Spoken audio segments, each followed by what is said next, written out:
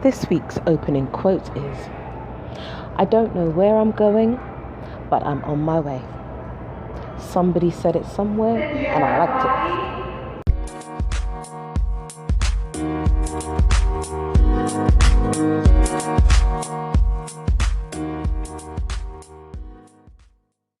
Hi, this is Shaka Harris. Welcome to another episode of the Hot Foot Round podcast. I think I might be coming down. No, I'm not even going to speak that into my life. Got a little bit of a sniffle. Anyway, this week's episode is called Stranded.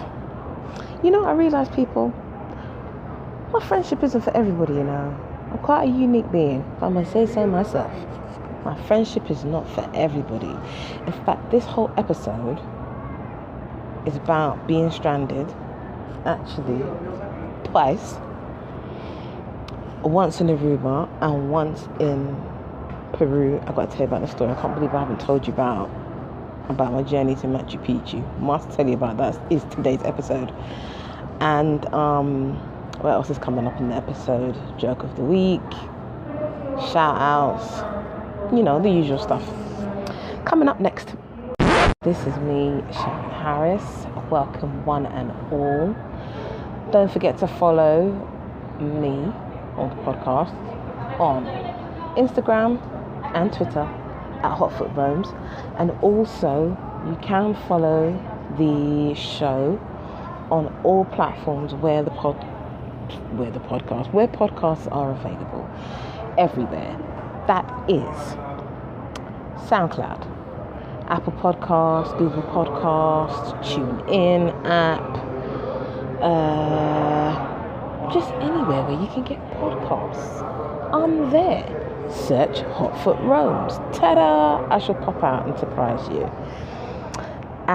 If you've got any queries, questions, comments to make, suggestions, hit me up on Insta, as I said, or on Twitter, or alternatively, if you're still old school like that, you can send an email to hotfootroams@gmail.com. Do that. So, as I said, this episode it's called Stranded, and it's about me getting stranded.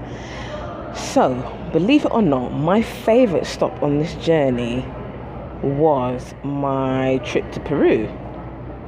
And although I have spent more than half my travel journey thus far in Aruba, my favourite stop was actually Peru in South America. It was just so different from, I guess, anything that I had experienced before, and definitely different from what I was expecting. It's quite a big country, and it has so many different layers to it, so many different elements. So you've got the big city, you've got the city element, which is the capital, Lima, and then you've got all this kind of ancient history with Incas and stuff like that, and the other tribes. You've also got loads of different mountains, like obviously Machu Picchu being one of the most famous, but they've also got a place called Rainbow Mountain. There's lots of kind of spiritual mysticism. Peru is quite well known for its ayahuasca retreats. Don't ask me how to spell ayahuasca right now, but it actually begins with an AY. Ayahuasca retreats are basically where like a shaman or a tribesman from the bush or the mountains is called upon to initiate or conduct a spiritual sermon or spiritual service, and they use like herbs and stuff, specific plants, and specific plants are used as hallucinogenics. So I suppose a person like me who doesn't do any kind of drugs, I don't even drink coffee or smoke cigarettes, when I was introduced to the idea of ayahuasca, I was like, nah, I'm not on that. Furthermore, we're 99% sure that the shaman doesn't speak English.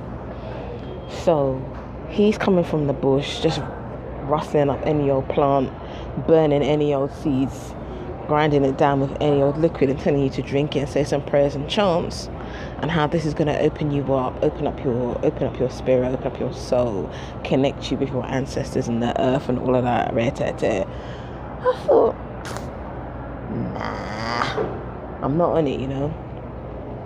And then I met a sister from New York. We met in Brazil, and she was the one who was telling me that she's actually going to go ahead with this ayahuasca retreat.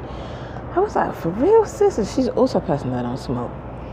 And I'm like, okay, well, she sent me some info. She's like, yeah, I'm still doing my research, and I'm not just going to turn up just like that, but... Sorry, I'm just having a sip of water. But I really like the idea of it. I'm like, okay. So I kept reading, and I quite liked the idea further down with further research. So that's quite famous or quite well known in parts of Peru as well. They've got got a couple of famous monasteries where in the city of Lima there's a very famous church, and you'll find it in all the tour guides about Peru as well. There's a famous monastery, to be specific, because the monks still live there now. And once upon a time it was the main church for the city of Lima, and it was also the main graveyard, the main burial ground. So for all residents or citizens in the Lima area, when they passed away, they were buried at the monastery. So to this day, those skulls and bones and stuff are still buried underneath the church. So I went on a tour with a couple of ladies I had met, fellow travelers that were out there. We just bonded together as traveling ladies, and we went to this famous church. I'm going to give you the name of it at the end of the show, because I didn't pull it up before I started recording, did I? So we went to this church and this monastery, and there's quite a few hundred bones buried underneath.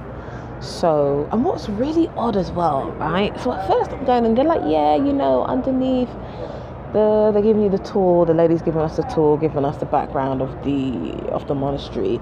It also houses one of the oldest, if not the oldest, library in South America, with the original books still there. Dust is everywhere, but the books are still there. There is a process that's being conducted by the Peruvian Art Council in conjunction with the local government as well to actually preserve those books, and they are in the process of actually, what do you call it? I guess digitizing the information so it's not lost. I'm very surprised I've left it till kind of recent years, because these books are hundreds of years old.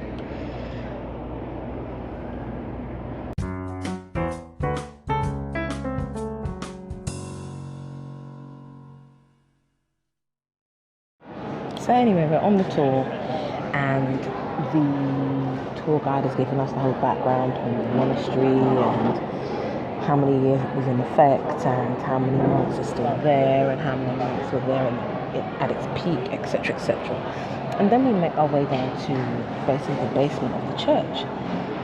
No photos are allowed, although a couple of the ladies that I came with, they sneaked a couple of pictures. To be honest, I had no reason to take pictures of any bones, no matter who they are. I don't need that on my phone. I'm just one of them people. Certain things I just don't need to look with, you know. I don't need to bring it home.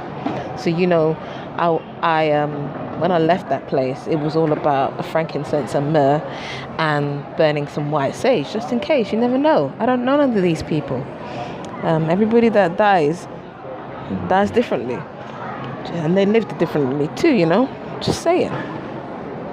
But it was quite an interesting space. The really weird thing was, so you walk through basically a basement, and it smells musty, it smells like dead people. Anyway, the weird thing was that all the bones were like collected and displayed collectively. So all the skulls were like in a like decorative circle in one corner of the basement, and then you'll find like thigh bones, like a whole collection of thigh bones just huddled together on the right. Then you'll find hip bones kind of over there, and it's like a whole collection of bones. I'm like, who woke up and said, "Oh, I know what we can do. let's decorate the basement. How about we gather all the skulls and put them together on the left? And somebody, you collect all the thighs and put them together on the right. Ooh, anybody got hip bones? Let's put them in the middle. Ha ha ha. Who came up with that idea? That's just not decorative. That's weird. Anyway, that's how the basement is. Shit, just got bitten on the back of my head by a mosquito. How the hell did that just happen? Literally in the middle of recording. Some little bastard just jumped in the back of my neck. Bastard.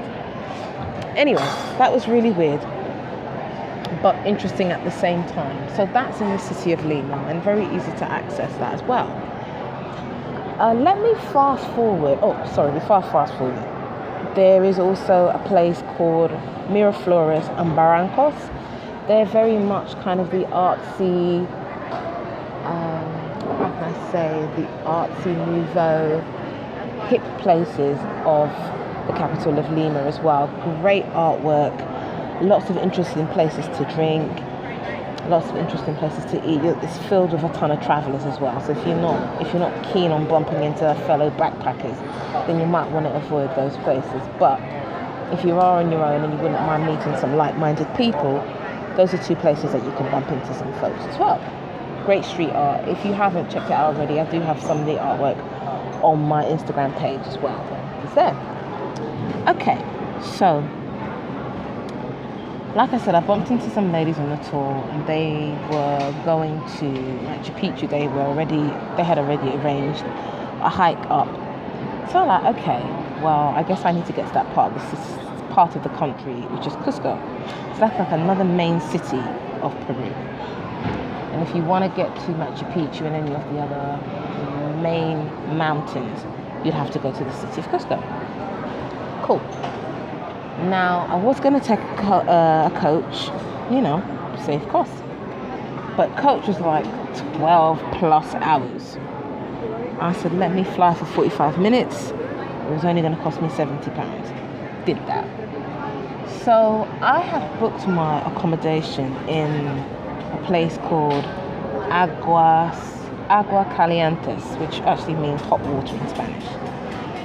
So I booked my accommodation nice and far in advance, actually, which is pretty good for me because I don't normally do that, but I did fairly far in advance for me. So that's all sorted. Boom, got the flight. Boom, I'm on my way to Cusco. Get to Cusco. Actually, there's two parts of strandation to this Peru story I forgot to tell you. So I get to Cusco now, and I did not know that Aguas Calientes is miles away from Cusco. Like, I didn't realize exactly how many miles it was. I'm like, can I get there by Uber? I check Uber. It says yes. I'm like, cool. On the plane I go. Boom, get off at Cusco. Pull up my little data that I still had on my phone. Yeah, got my Uber app up. Requesting Uber. It's telling me that there's no cars at the moment. Okay, cool. Check back again. No cars at the moment. So I asked the information desk. I said, oh, excuse me. Do you have any idea roughly how much a taxi is going to cost me to this hotel, which is in Aguas Calientes? She's like, no taxis go that way. She said to me, oh no, I'm requesting an Uber, but at the moment it's telling me that there's no cars available. It tells me obviously that it shows me the map and the journey and the location, etc. The way that Uber does. But at that moment in time, it was telling me no cars were available. So the lady's like, yeah, no taxis go to that hotel. Taxis don't go to Aguas Calientes. You're going to need to take a taxi to the bus station. From the bus station, you're going to need to take another bus. From the bus, you're going to need to take a train. And then you're going to have to arrange something to get up to Aguas Calientes in the morning. Pisses me, no, lady. No. Uber app tells me I can take an Uber. So if I can take an Uber, then Joe Blogg's taxi must be able to take me there. No taxi goes this way. What you need to do is take the train, bus, and wait till tomorrow. I said, no. Now, suffice to say, I've got into a heated discussion with this lady, probably spanning a couple of hours now, because when the plane landed, it was daylight. By the time Sharon realised that Sharon was chatting shit, it started to get dark. In fact, it was already dark. So the lady tells me, cabs don't go that way. I'm like, oh shit. By the time the pennies dropped, I'm realising that I booked my hotel. I might not get my money back. How the hell am I going to get to Aguas Calientes from here tonight? How the hell is that going to happen? I called a hotel. The rigmarole of trying to find someone who speaks English. Finally, like 3 or 4 phone calls later, somebody comes on the line and I tell them, look, I'm at Cusco Airport. There's no way of me getting to the hotel tonight. What's the deal? I don't know how many days it's going to take me to get there, but I'm going to have to figure something out. They were really kind. They said, don't worry. Let us know when you can come. You know, your booking will be available and we'll just take your booking from when you arrive. I'm like, cool. I go back to the customer service of hotels.com. They say, all right, let us arrange something for you. So hotels.com sorted me out with a hotel in basically the city of Cusco. Got a taxi to my hotel. That was fine. Phew.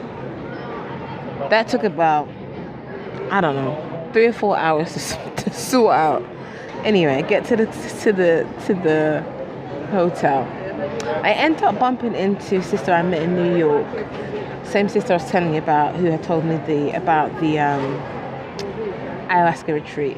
So I wasn't the only person that thought an Uber could take you up to this hotel. What's the name of the hotel? It'll come to me. It'll come to me in a minute. I'm gonna, if I don't repeat it in the episode, I will post it on Instagram. It'll just remind me to post it.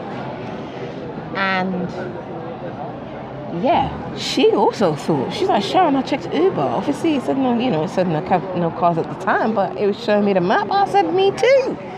So, I wasn't out here by myself thinking Uber can take you everywhere. No, I don't.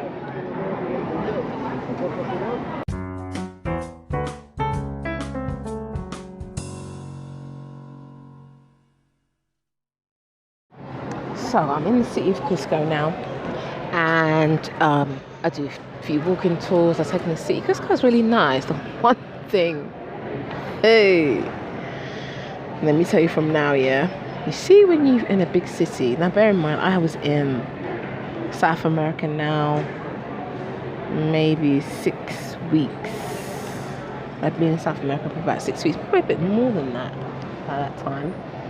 And it had just been blazing hot everywhere I'd gone to, and it was blazing hot in Peru too. So, but by the time I get to the city of Cusco, oh my God, it was like England cold. I was wearing my coat and my hat, my scarf, my gloves, because the altitude is crazy high and you're closer to the mountains. It's freezing, and the hotels usually have really big blankets on the bed and stuff like that. It's very, very cold, and it's a bit of a shock to the system, because I just happened to be wearing my jacket because I travelled from London from winter time. So the jacket's too freaking heavy to put in my suitcase, too big for the hand luggage, so I'm forever just wearing it whenever I'm going to the airport. And I usually travel in a jumpsuit, which is also one of the heaviest items in my suitcase, and my walking boots, because there's no room in the suitcase to put the walking boots. So I was semi-prepared. I was just prepared to take it off when I got to Cusco. Oh no, where's my scarf and my hat? It's cold in this place. The altitude is crazy as well, so be careful when you do travel, if you do travel to Cusco, because the altitude will hit you for 6. You won't think it will, and people have kept telling me when I had arrived, and I was thinking, I feel fine, and I felt fine on the first day. By the next day, I literally felt like I was walking through mud. I was moving at such a slow pace, and I felt so sickly that I felt faint. And because the weather goes from being freezing cold in the morning, then you have these bursts of heat, then it just drops again to being freezing cold. You're never quite dressed appropriately for the change. Anyway, there's that. Cool city as well, Cusco. Lots of things to see. Lots of really good walking tours as well. And they got a really nice Inca museum there, which is pretty good. Lots of artwork again, stuff that I like. Artwork. They love their clubbing up there too. They do like their rave up in Peru. They do love a good rave up. They like their reggaeton. They like a bit of dancehall too. They like their Latin music. Yes, it's all on in Peru. Anyway, fast forward now, because the main reason I've come to Peru is to visit the Machu Picchu mountain. So myself and sister from New York, we decided to do a tour together, join a tour together. So we took a tour with this tour company. Okay. You know when, if there was a time that you really wanted to crack a person's skull, it is definitely this tour guide, this tour company. Anyway, I meet a brother on the street one day. We get chatting, and the square, Cusco, is kind of surrounded by a main square, and I stay in the hotel just off the main square. So the whole square is pretty much catered to tourists. So it's either really good restaurants, pubs, bars, clubs, and the activities in and around the rest of Peru. So we found a tour. The price was right. It was going by bus. I'm like, well, at least we get to see the scenery. I was cool with slumming it by bus. My friend wasn't too cool, but I didn't mind. I was happy to go by bus. So we go to the bus tour. We get picked up. Now the night before and that morning, it was raining like crazy. Little did we know how much rain really impacts on the journey to Machu Picchu. Now this ride was going to be about 5 hours approximately. That's what we was told. And then there'll be a small amount of walking, and then we'll get into Machu Picchu. We'll get into Machu Picchu town, which is Aguas Calientes, like I was saying earlier. Anyway, we're on the bus now. The bus leaves out about 7 a.m.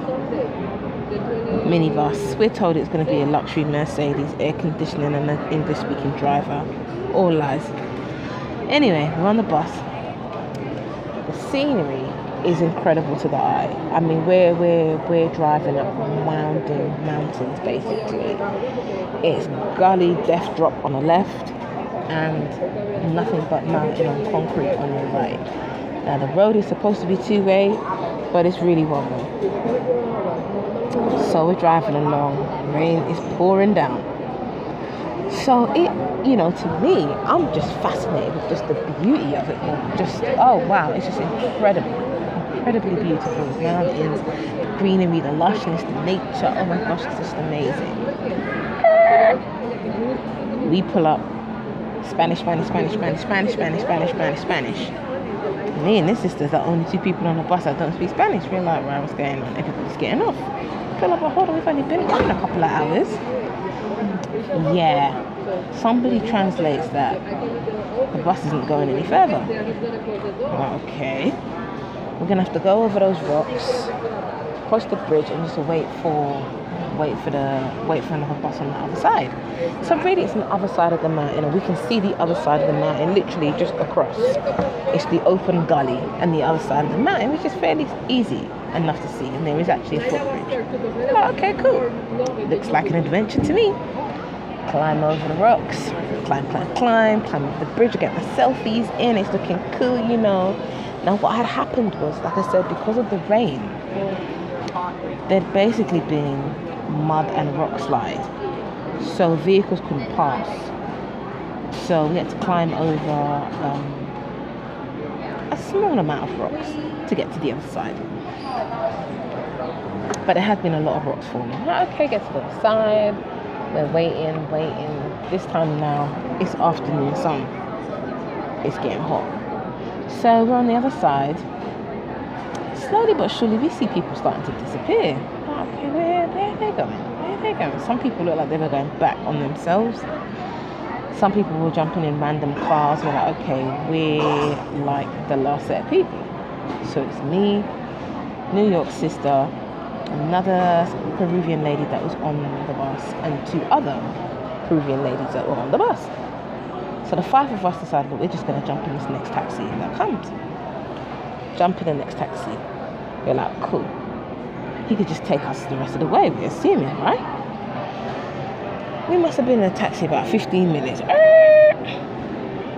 Spanish. We're like, okay, what's going on? We get the loose translation that says, taxi man ain't going no further. This is as far as he goes. He also wants to get paid. And this is it. We're like, okay, so what are we doing now? Let's walk down there. It should be about 45 minutes to the bus stand. Okay, now, what we did not realise, that down there was actually a mountain, forestry, gully, bush. And it weren't no 45 minutes. So we are unprepared for this chapter of the journey. Now, I just so happen to be wearing my walking boots because they're too heavy to put into anything, so I wear them. But the other ladies had on their sneakers. One had on sandals. I had on no sleeves. One lady had a jumper on because she wasn't planning to be out in the heat for long periods of time. We are unprepared for what we were told is 45 minutes became 7 hours of walking. Let me tell you, people, I said 45 minutes became 7 hours of walking. So this time, we as ladies are trying to figure this out. 2 of us speak English, 3 of us speak Spanish, and the 5 of us are challenged to communicate with one another. But we all know what the hell's going on here. Not only have we been duped, but shit, what the fuck are we gonna do but carry on just walking until we get to some kind of element of civilization? We are all wearing, in case of emergency, call this number wristbands, right? That was a fucking waste of time.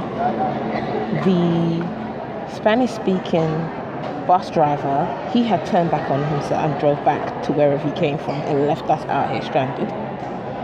The tour company was nowhere to be found. So we're now having to figure out this shit ourselves. So we just walked it down. Obviously, we were holding on to what we thought was 45 minutes. We're walking. So we've now done the best part of 3.5 hours of walking. We now got to the end of the mountain, and on the walk we've seen a few people coming up. We're like, how long is it? They're like, don't worry about that, just keep walking till you get to the bottom. We're like, yeah, but how long? Just keep walking till you get to the bottom. Like, oh shit, man. Everybody's sweaty, people have fallen. Touch wood, I was the only person that never fell down. Bum on floor, fall down. No, I didn't fall down. So we've come down to the bottom. We started to walk up to what was like a bus stand. We're like, cool, this must be the bus stand. We get in the bus stand now. We're now calling between the 5 of us. We're calling the phone number that was on our wrist.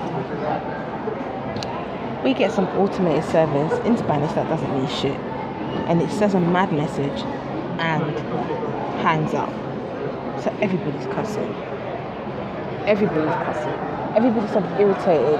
There ends up being an argument between me and the sister from New York, which was just crazy because we were so cool before, and we were cool afterwards, obviously, but we were just so irritated with the whole situation. So fast forward now, we had been sitting in this minivan. We just found a minivan. We've been walking for hours. Everyone's sitting down like, fuck it. Wherever this van's going, we're going. But we're sitting down. Sat down for about an hour. It's now fucking pitch dark. Along comes a random bus driver. Yes, he's speaking Spanish. No, I don't know what he's saying, but he's taking us to where we need to go. So anyway, gets in the minivan, starts driving. He takes us to a place called Hydra Electrica. Now, Hydra Electrica is is like another town before you get to Aguas Calientes. And Hydroelectrica is also where the train runs from. There's a train track that runs in that area. There's a train service that takes you to Aguas Calientes. So we're thinking, fuck it, we're now in a Hydroelectrica, let's just take a fucking train. That's what we're going to do. So anyway, we get off the bus. Can you believe that the bus driver is now demanding to get paid? We're like, fuck you, dude, that ain't happening. He's like, oh, pay me this. Fuck you, you ain't getting shit. You know why? Because this bus ride is meant to be part of our package. And if it's not part of our package, you need to talk to this fool, call him and ask him for your money. We ain't paying you shit. We just freaking risked our lives walking down mountain, bush, terrain, forestry, unprepared, and you want to get paid? Fuck that, we already paid. Mr. Teeth and Tall Man, we're not paying nobody else. Not happening. Even the Spanish ladies were like, you ain't getting nothing from me. Like, no. So we stopped at some old woman's house. So I guess she was part of the tour somehow. And she was meant to be giving out beverages and refreshments. Well, that shit's been sitting there for hours because we're hours behind our arrival time because the bus broke down. Because the bus couldn't go any further and we had to walk the rest of the way. We're like, fuck this food. Don't want it. It's all dry and crusty. I also want to be compensated back for that. Because now we're like, everybody's pissed off. We want our money back. That's the mode that we're in. So anyway, like I said, we're in Hydroelectrica. And it's nighttime. Pitch night. So now 5 ladies has become 3. I don't know what happened to the other 2 Spanish ladies. I really don't. Cannot remember for the life of me, but it was us 3, right? So we're walking, we're like, great, there must be a train going. Get to the train track, we speak to some guys through the railings. And they say, no, there's no train, you need to walk that direction. So when they say that direction, so think of it like a V. So you got the left part of the V, which is the train track. And he's like, no, there's no trains going from here. You need to take the right part of the V, which takes you into more forest, more bush, more terrain. It's pitch dark. They're like, nah, but that's the train track. So surely we must be walking on the train track where it's semi-lit. He said, no, can't go this way. We get into argument again. Like I said, we're all irritated. And there's no way that this man could be directing 3 women into darkness and telling us to walk for a couple of hours. You will get to the town. Nah, we're not having that. We're looking to walk this way. Where the train goes, he said, no, you can't walk this way. It's not taking you where you need to go. We argue for about an hour because I'm fucking refusing to move. The sister from New York's refusing to move. But the other Peruvian lady's like, yeah, it's this way. We're like, no, sis, it can't be that way. You can't. It's pitch dark. Forestry. Lo and behold, another group of stragglers who were also stranded with their group are now starting to arrive into Hydroelectrica. And another set of stragglers who had also walked in the wrong direction was also starting to meet. So there's like three different groups of people are starting to merge into this section of Hydroelectrica. We're all pissed off. We're all fucking abandoned and stranded, and we're all trying to find our way to Aguas Calientes. So I pull out my torch. The sister from New York's like, what are you doing with a torch? I'm like, shit, you never know what might happen. Like today. Drew out my torch. A couple of people had their phone lights, and so it ended up being about 15 of us instead of the 3, which was a blessing. So it's a good thing we ended up arguing. 15 of us decided to make the trek. We're talking another 3-4 hours of walking blindly in the dark forest. Dark forestry. So we started walking through forestry. I'm just praying no kind of animal don't jump out on me. When I tell you it's dark, people, you need to understand. It's like walking with your eyes closed. That's what it was. Crunch, crunch underneath your feet. Brush shit on your arms because I'm sleeveless. And darkness. Don't make sense you open your eye. It's the same color as when your eyes are closed. So we're just walking. We're walking. I get a phone call from some random guy who happens to be part of the tour company. He asked me, where am I? I'm like, I don't fucking know. Who the fuck are you? He's like, oh yeah, I've been told to call you. I'm part of the tour group. I'm like, look, where have you been? We're lost. The bus kicked us off. We're stranded. We're in Hydroelectrica. We don't know where we're going. He's like, yeah, just keep walking straight. We'll see you when you get there. Click. What? I'm calling him back. Man ain't answering. I'm sending in WhatsApp messages. Man ain't answering. I'm like, this is fuckery. We're walking through the bush. All I can hear is roaring water. Miles away. I don't see the water, but I can hear that shit roaring. I'm walking. Underneath my feet is like rickety pieces of wood. Underneath the rickety pieces of wood, guess what? Roaring river. When I tell you roaring river, right? It's like that shit you see in cartoons where it just looks like, you know, the sailor man's going to get drawn in by the roaring sea, and the sea monsters is going to eat him alive. Yeah, it's like that. Roaring river. God bless anyone that falls over the edge, you know, because no, I ain't trying to save you. I hope you meet your maker in peace. I won't be going with you though. I'm walking. And I had to zone out. I zoned out from when we were walking in the daylight, because I said, you know what? I don't know about no one else, you know, but I know I'm getting to the end of this shit. I zoned out completely, and I'm getting to the end of this shit. I don't want to sit down. I don't want to drink nothing, because that means I'm gonna have to go to the toilet, and I don't want to pull down this jumpsuit to try and find somewhere to pee out here in the middle of nowhere. Nope. No sirree, Bob. I don't want nothing.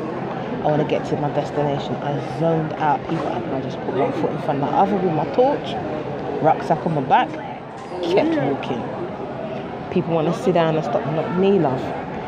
Thank God there was a couple of men that were in the group. They were so gracious, and they made sure that all the ladies stepped over fine. They were comfortable. They stopped, made sure the ladies got over the rock bits. When I got to certain parts of the roaring river with the ancient pieces of wood, that's it.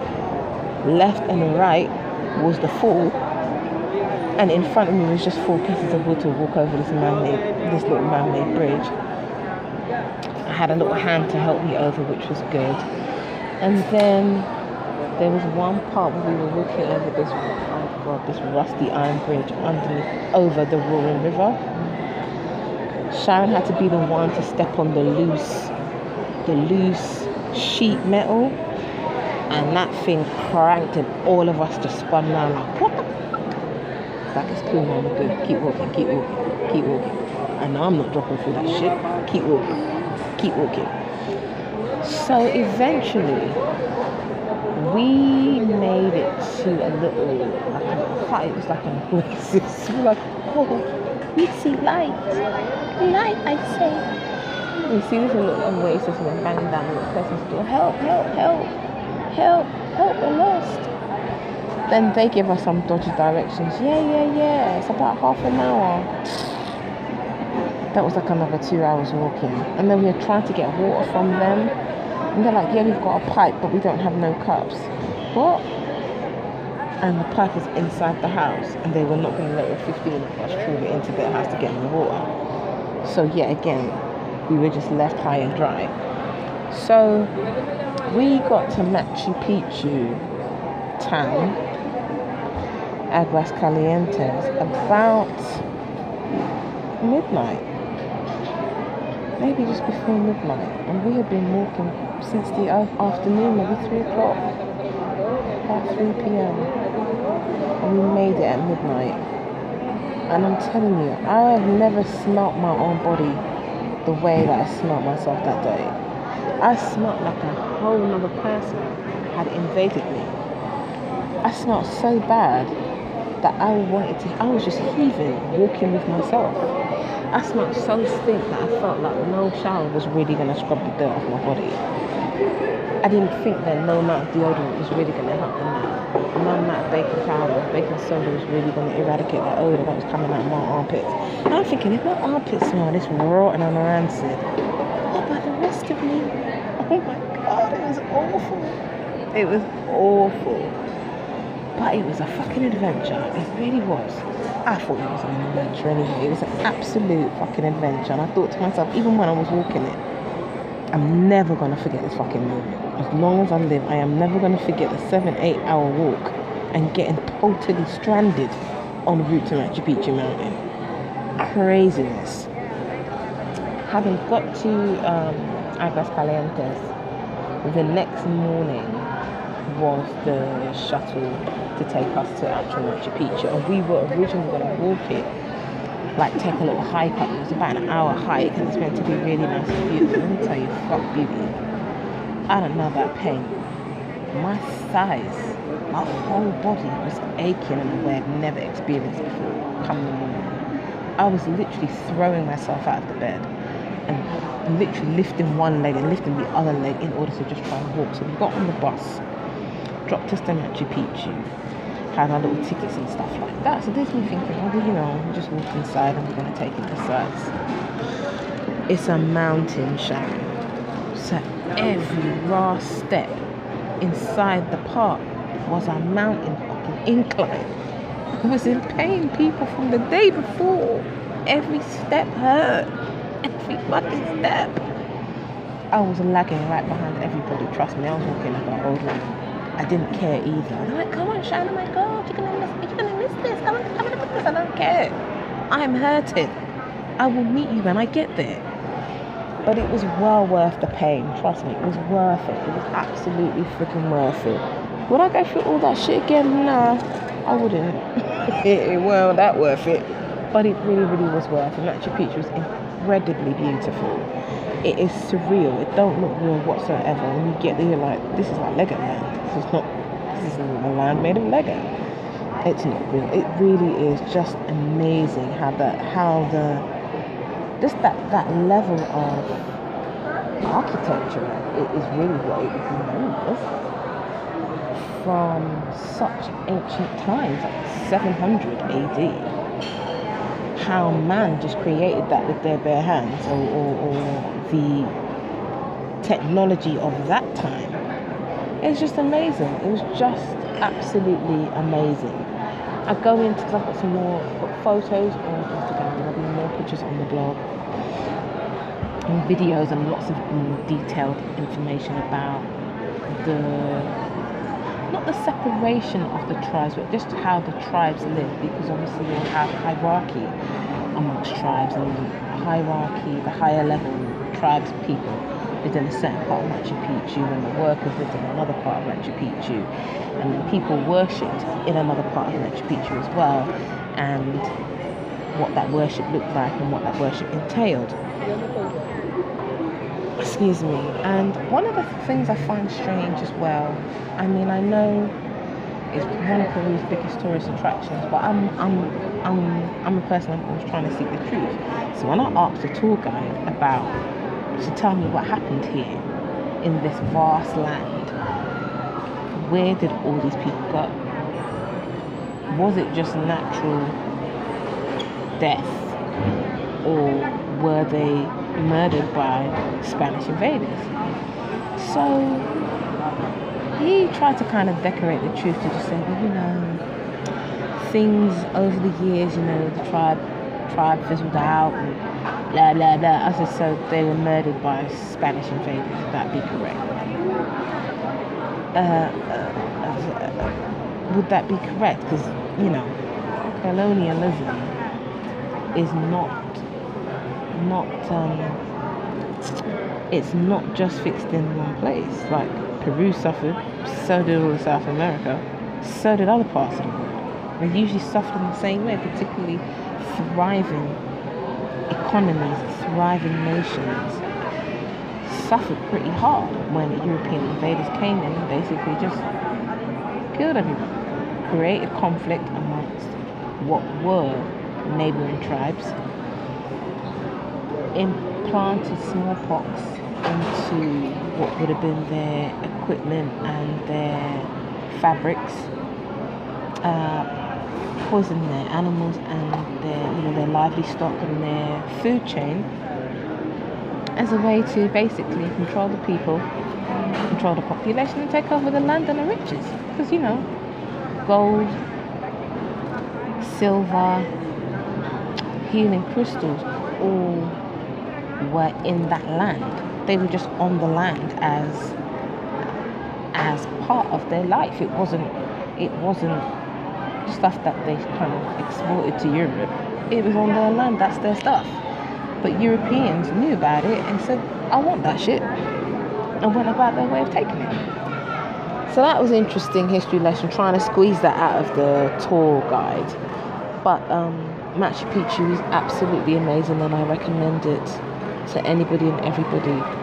Just spend your money and go with a really reputable tour guide. Read everything you possibly can find about that tour operator before you spend your money to go with it. And if you can't find anything, and if your gut tells you something ain't right, just go with that shit. Spend your money and be safe. You don't know how much I wish that there was such thing as Uber helicopter for that journey.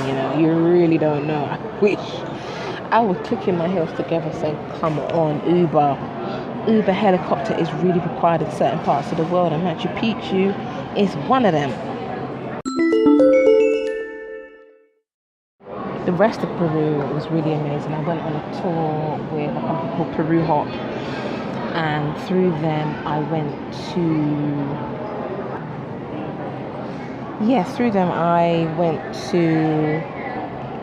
a place called Huachina,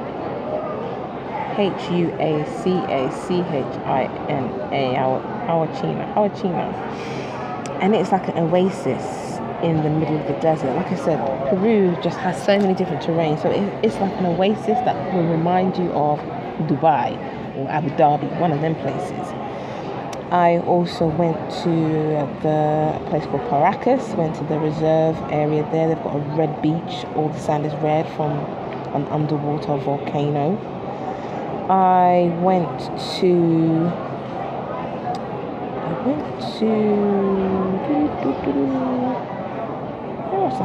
Paracas. I went to NASCAR, where there are those lines. I don't know if you've ever come across them yourself, but they're called the NASCAR lines. They're these lines that are in the sand, and they're indescribable markings, and they're markings that nobody knows how they got there. They've been there for hundreds of years. Nobody knows how. No matter what weather conditions occur, they stay there, and nobody knows anything about it. They think that aliens landed and did it, all kinds of stuff. There's lots of speculation, but nobody knows how. I also went to a place called the Poor Man's Galapagos Islands, and that was also in Paracas, if I'm not mistaken. And it was really nice. Went out on a boat tour, and there was just all the seagulls and sea life. It was really, really amazing. It was so cool. They fashion it as a bit of a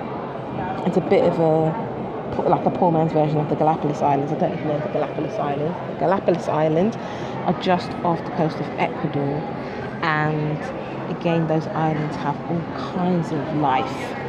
Some parts of the islands are not inhabited by humans, but they are inhabited by all kinds of just life and reserve that you won't find anywhere else, and you can go out and have your field day with photos and stuff like that, and they have a version of that out in Peru as well. But one thing I really wanted to do was to visit a place called Chichina in Peru, and it's a town. Bear with me, I'm actually pulling it up as we speak. Okay.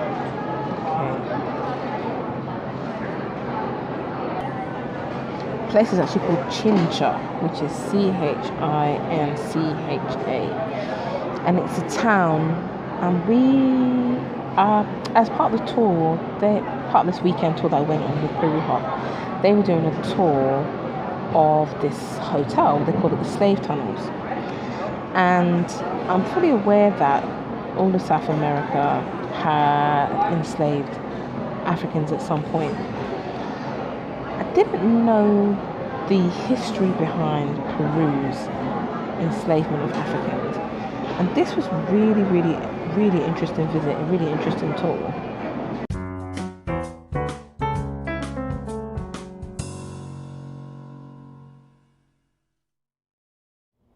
The slave tunnels are actually inside the basement area of the Hotel Casa Hacienda in San Jose in the town of Chincha. And they were discovered around 2007. There was an earthquake in that region and the hotel got badly damaged. This is like a 5-star hotel. It's a luxury hotel anyway.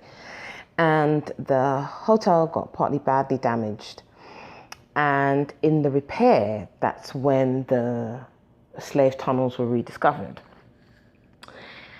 The slave tunnels are 15 kilometers from the basement of the hotel to the nearest beach.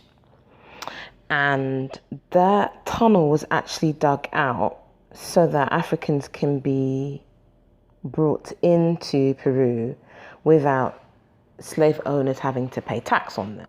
Initially with Peruvian slavery, or slavery in Peru, indigenous people were enslaved initially, but as cotton and sugar and lemon production expanded in the 1600s, whilst that started to expand, come the 1800s, Africans were brought in to support that expansion. And as I said, they were brought in via the beach along the 16-kilometer tunnel. So I was not missing the opportunity to see this with my own eyes and to go on this tour. So, as I said, I had toured this place on the Peru Hop. I've been on this coach for days now. And I'm having a nice, long, deep sleep from the rest of the weekend that I had experienced. It's been really full on, really exciting. Quite exhausting as well, but just fantastic. So we're coming up to the last leg of the tour, which is the slave tunnels. So driving along now, which is pretty smooth. We're just driving along what is the highway, and then we enter to what is the beach town. And then we're driving into the main part of Chincha. So, like I said, I'm in a deep sleep and something just made me jump out of my sleep. I'm telling you, the road was so rough. It was unbelievable. Now, to the eyes, the road's not rough, Road is not rough. I personally feel that that's the energy of those who lived in that town.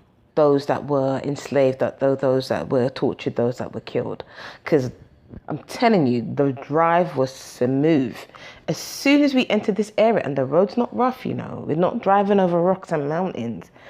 But as soon as we entered the town, I just felt the complete energy shift and how cold it was, even though it actually wasn't a cold night because we'd arrived in the night. So anyway, we get to the hotel, and the hotel is on what was a plantation. It's very clear to see that it was a plantation. It's quite a vast space that the hotel is on, and next door to the hotel is a church, which I don't think is in use anymore as a place of worship, but they do have like a slight museum type thing going on. But as I said, we got there in the night, so it wasn't open. So we get to the hotel now, and I'm still feeling excited is not quite the word, but I'm still feeling like, yeah, I'm so glad that I'm here. I really wanted to have this experience. I really wanted to see this with my own eyes. I'm the only black woman on the tour, and there's one other black male. There's one black male, myself the only black woman.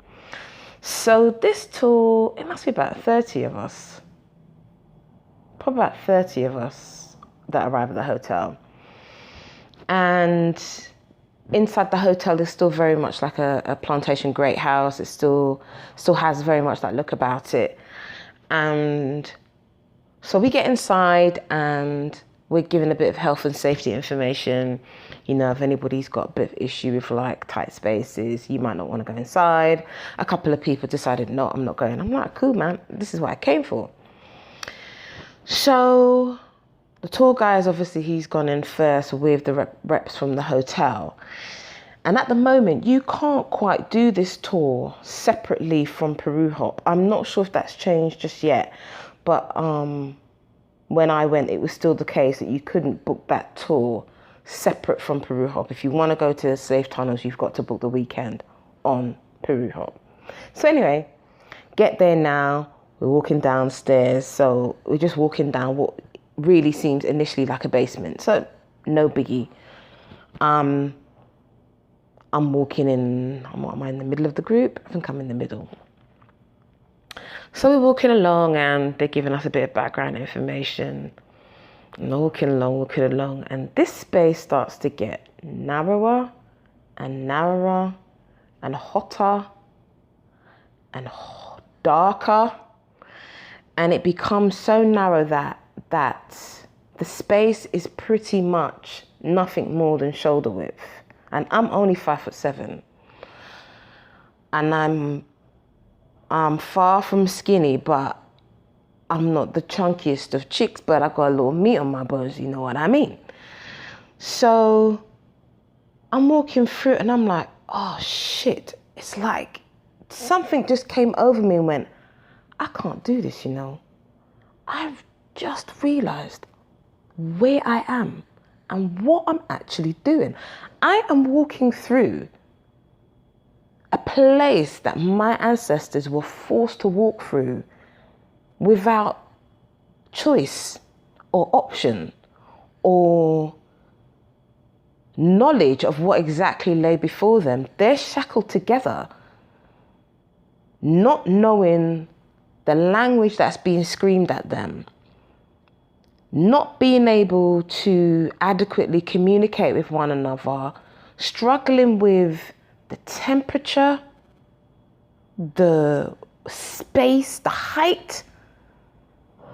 That really came over me, man. It was frightening. That was really, really scary. So I got to a point and I'm like, I'm not walking any further.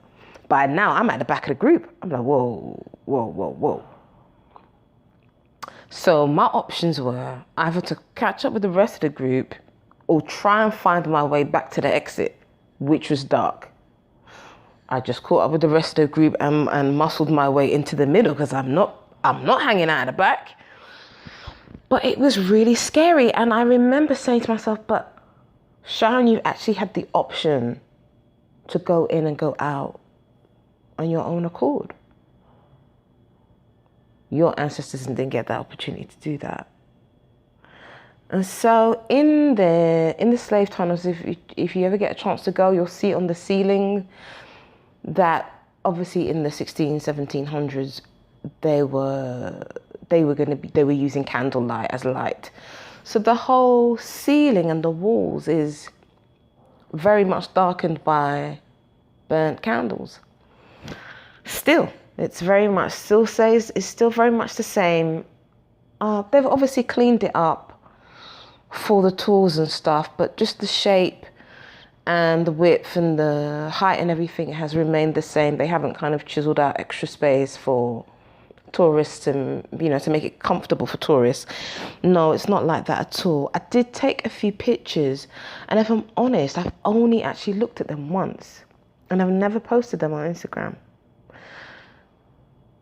I couldn't look at them after that experience. I couldn't do it. It was really, really emotional. Really, I didn't sleep for 2 days after that.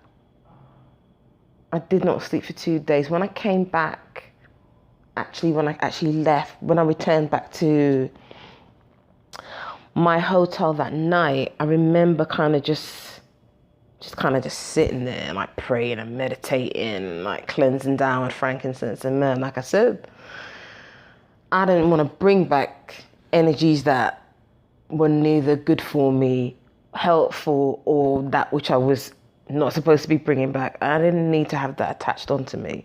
However, I was just grateful. I was grateful for what I found out. If I didn't go on that tour, I just wouldn't have known the way I knew, the way I found out. I wouldn't have known. And I definitely say it's worth taking that tour. In fact, that particular aspect of the Peru Hop tour, I didn't actually have to pay for. It was free, or included in the trip. So there was no extra cost for that. So if you were already on the tour, to return back to the capital city of Lima, it would have been added in anyway. You would have gone through that part, unless you were, hopping off earlier. So that was amazing. That was really, and it moved me like to my core. I've barely spoken about it since, because I just found it to be deeply, deeply emotional on like every level, anger, just tears, and also just the fact that, wow, I learned.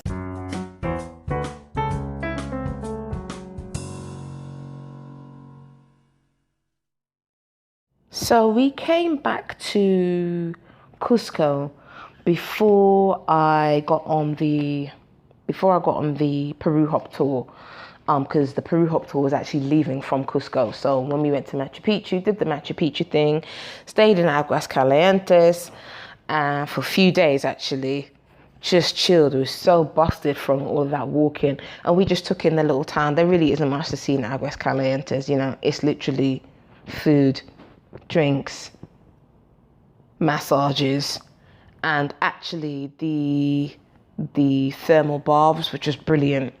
There's a couple of them, they're really, really good. So I took in the thermal baths as well. But we came back from Machu Picchu. We actually came back by Peru Rail, perurail.com, I think it is. It's basically like the main train that takes you to and from Machu Picchu, or let me start again. The main train that takes you to Machu Picchu town.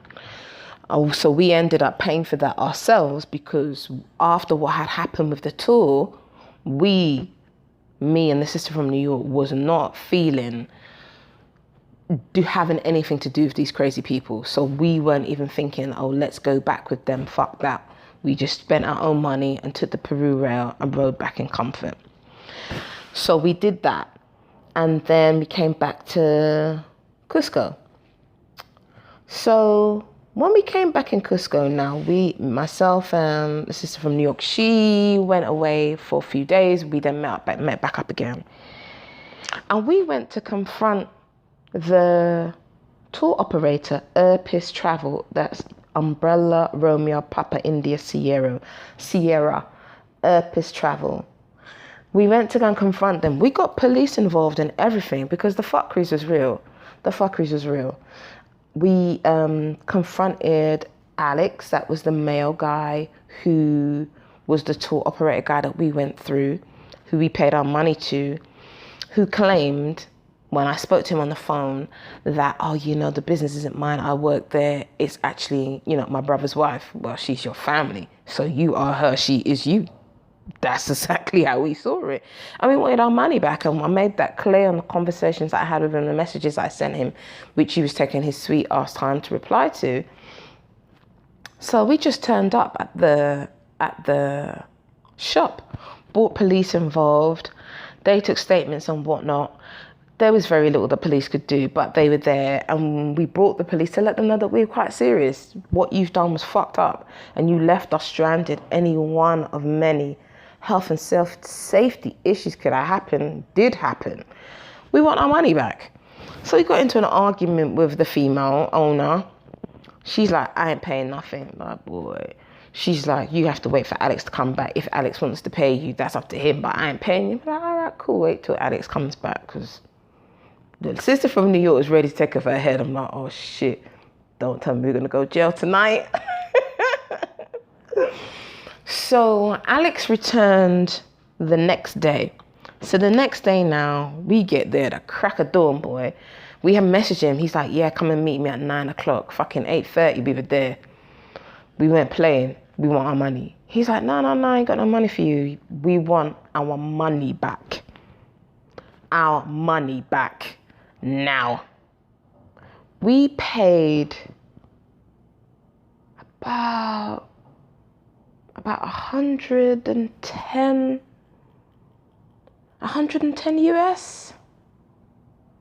About 110 US dollars for the trip.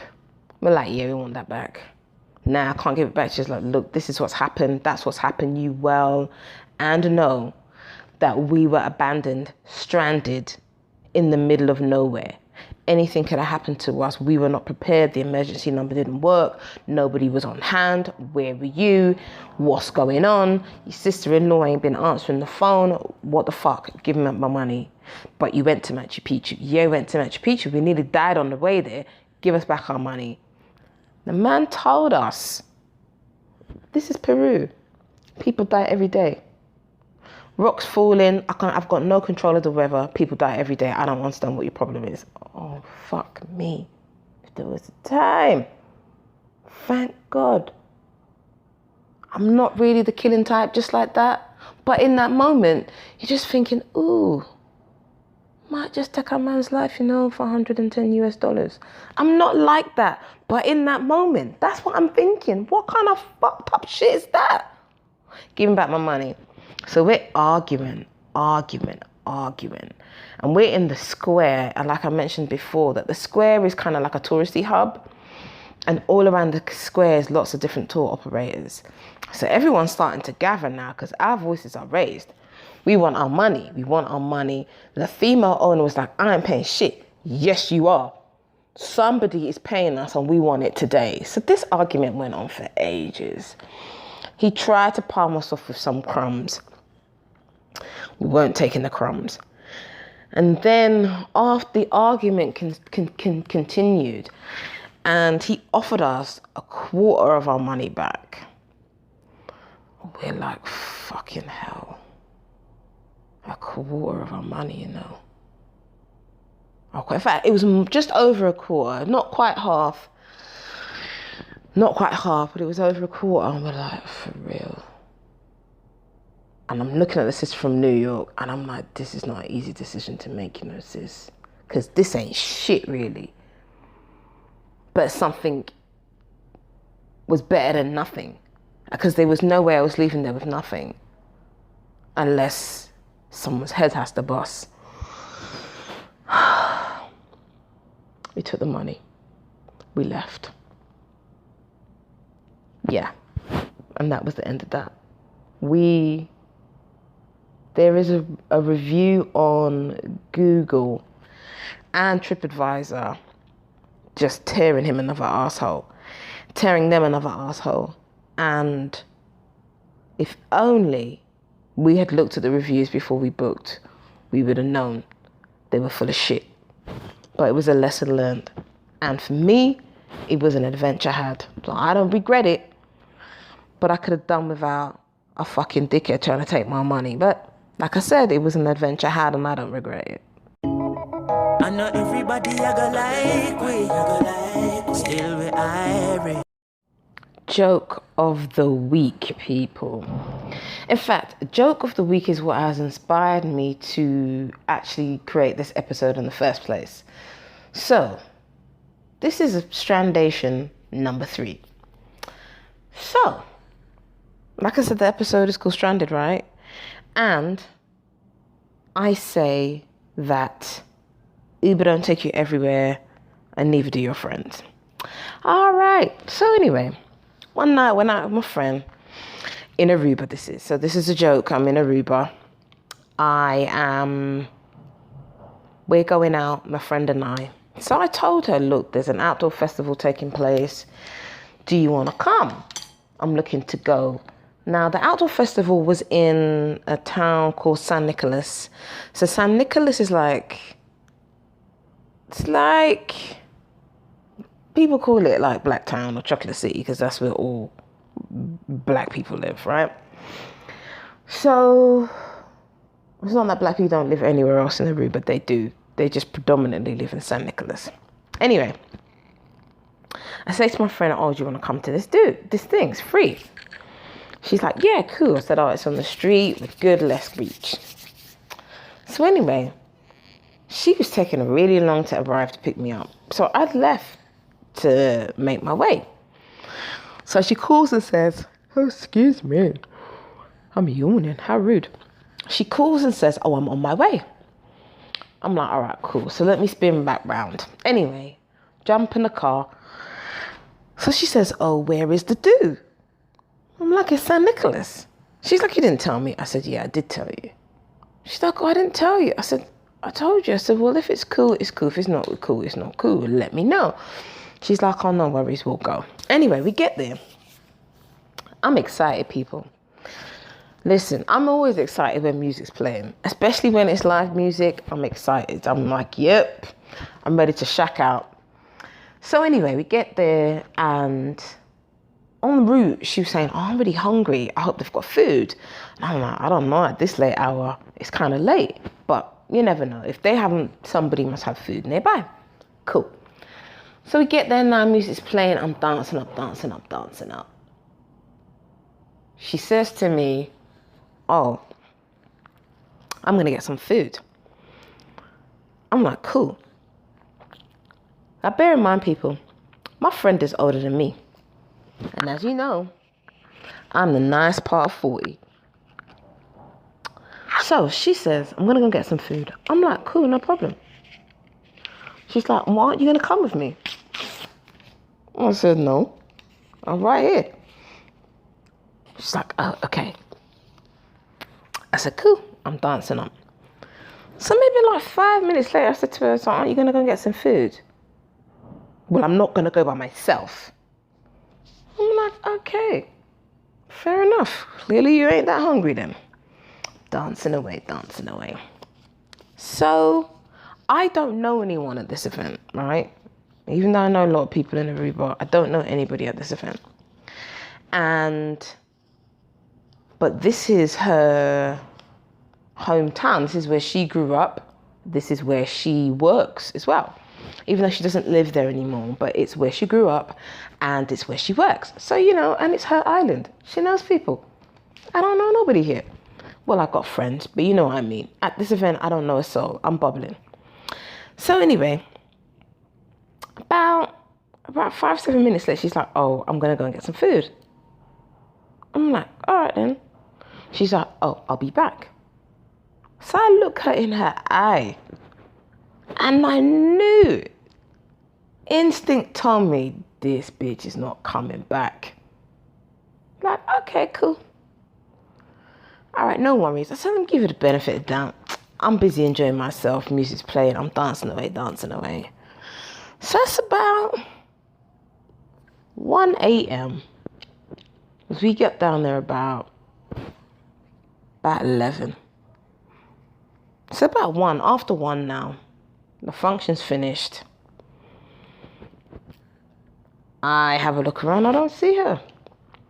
I'm like, okay, this is strange. I wonder if she messaged me. Okay. Don't see no messages on my phone. Check my phone. I said, all right. Something says, let me drop her a quick message. So I said, oh, where you at? I'm at home. People, when I tell you home for her was 20 minutes drive from where we were.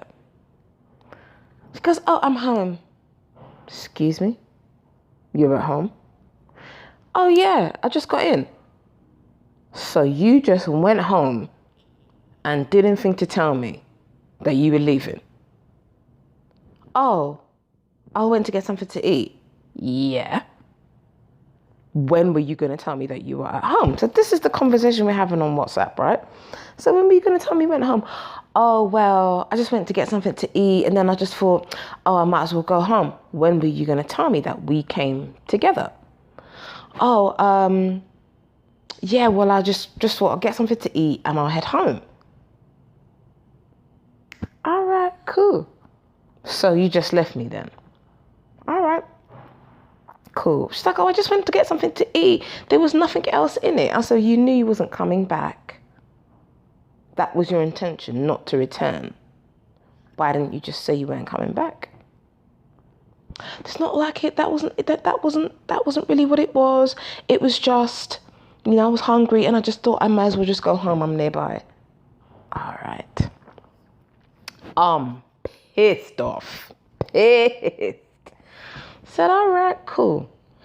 Now the bitch thing is, I did not drive in Aruba. I just chose not to drive, right? I didn't have a car. Car hire is insanely expensive. It's insanely expensive, right? So, public transport does not run 24 hours. So public transport runs late, Monday to Friday. But it's Saturday night, going into Sunday morning. Public transport does not run late, Saturday night. So, I'm kind of screwed. Because there ain't no taxi circling this area either. It's very much a residential area. There are no taxis circling. There are no buses. Sharon's out here on the other end of the island. Make stress end because it's like the end. And I stay in the middle. It's the end. So I'm like, what the fuck? Bitch just left, I said, all right. So I speak to one guy who I'd met briefly before at some other event. And I said to him, I need to get back to town. Do you know how I can do that? Is there a bus running? Where can I get a taxi from? He's like, boy, ain't no bus, ain't no taxi. So he said, hold on a minute. I think the small bus might be running. I said, are you sure? He's like, yeah. I'm sure it's running till 3. I'm like, cool. How do I get there? So at this point now, he's talking to his friend to try and kind of work out the correct directions. That's what I thought, but he's speaking to her in Papiamento, which I don't understand. So anyway, the lady he was talking to, his friend, she's like, I'm not going to drop her to no bus stop. If anything happens to her, I'm going to wring your neck. I'm like, okay. So I said, well, but don't go out of your way. Just drop me to the bus stop. She goes, it's fine.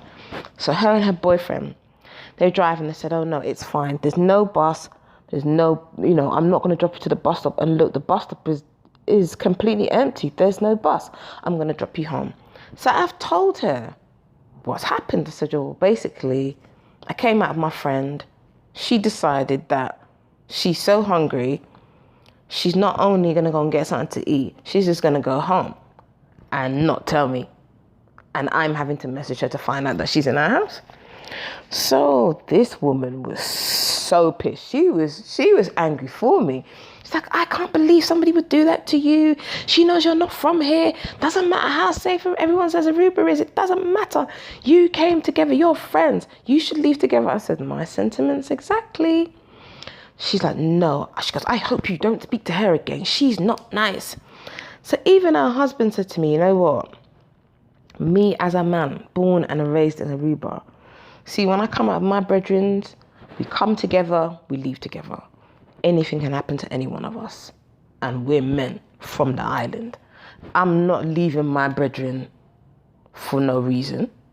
Like, if he's leaving, I know where he's going. He knows where I'm going. We're all on the same page. But more often than not, no, we come together, we leave together. That's how we roll. I come out with my woman, I leave with my woman. I'm not leaving without her. She's not leaving without me. Why would I do that? That's rude. Why would you do that? Okay, so I'm not the only person that's seen the rude behavior, right? So I get back to my place. A huge thank you to that couple. And I cannot believe I don't remember their name. They were so lovely. I thought they'd been together forever. They were so, lovey-dovey and very, tactile and touchy, and it was really nice. But they'd actually been dating for 3 months. I thought they were married forever. But they've been dating for 3 months, and they're both really happy. They're like, oh, when you know. Good for you, man. Good for you. So, just thank you to that couple who were kind enough to drive me back from San Nicolas that night. You know which night it was. You dropped me back to my place. So, my quote-unquote friend had messaged me. I would just refuse to reply that night. I was so vexed. I'm gonna come back. I'm gonna shower. I'm gonna sleep. I'm not going to bed with this madness. So I wake up the next day now and I see her messages from the day before. Or from the early hours. She's like, oh, there really wasn't anything. There wasn't any other issue.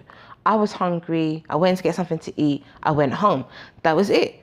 I said, well, that's what I have an issue with. I said, the fact that you can't even see the error of your ways, okay. The fact that you've yet to even ask me how I was getting home or even if I even got home, disrespectful. I said, I wouldn't do that to you. There's no way that I would leave my female friend anywhere at any time for some food. That's not going to happen. That's just not going to happen. And we came together. Why would I leave you stranded? You were driving, so clearly I wasn't driving. How was I going to get back? Like, no regard, nothing. Anyway, kind of long, boring story short. I said to her, you know what? I don't really respect that kind of behavior. I ain't got no space or time in my life for that behavior. It has been an absolute joy meeting you on my journey in Aruba. Absolutely. And I mean that wholeheartedly. We had great times. You will see her all over pictures on my Instagram because we had a great time. Really, really good time. But people, about reason and season. And the season came to a close. And that's just how it was.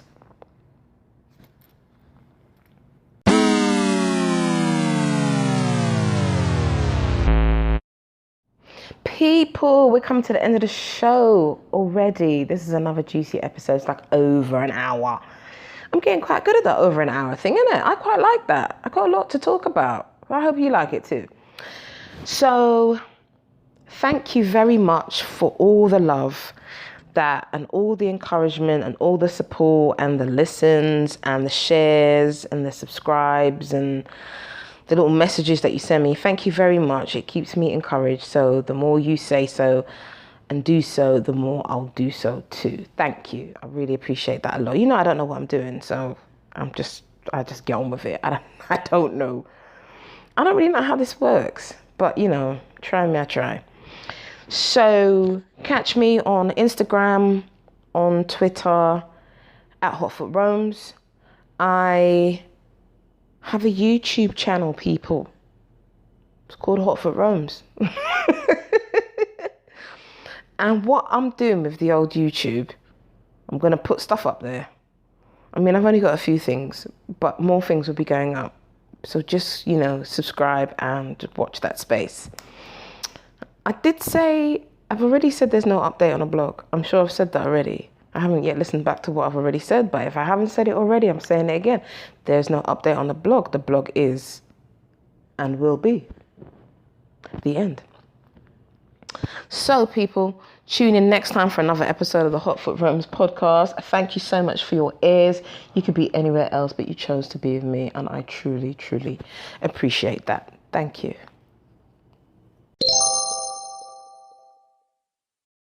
When you hear this quote, the show is over. Those who roam are not always lost. Keep roaming, people. Peace.